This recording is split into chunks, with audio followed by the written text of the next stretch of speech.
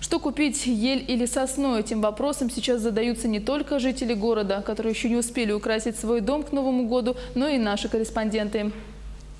В продаже елок нету, но вместо этого продают сосны. В связи с тем, что в Алданском районе была засуха, привезли только елки из других районов – Мегино-Кангаласского, Намского и Горного районов. Сосна дольше стоит как бы.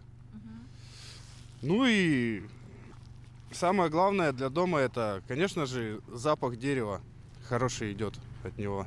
Все, весь Новый год, праздник как бы. Хочется праздника и, соответственно, хочется настоящего лесного запаха, так сказать. При выборе новогодней красавицы есть еще один нюанс – законодательный. В этом году, по словам экспертов, республику заполоняют черные лесорубы. Они продают ели и сосны, срубленные в неположенных местах.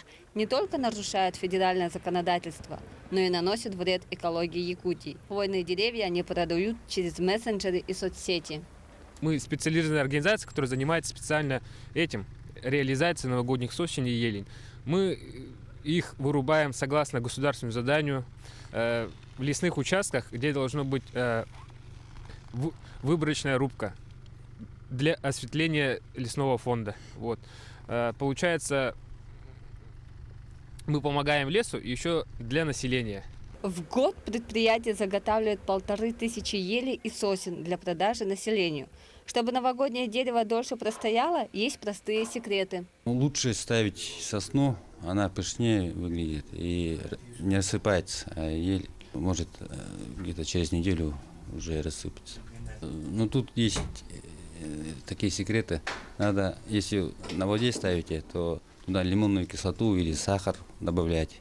Потом ближе к старому Новому году уже там цветки появятся.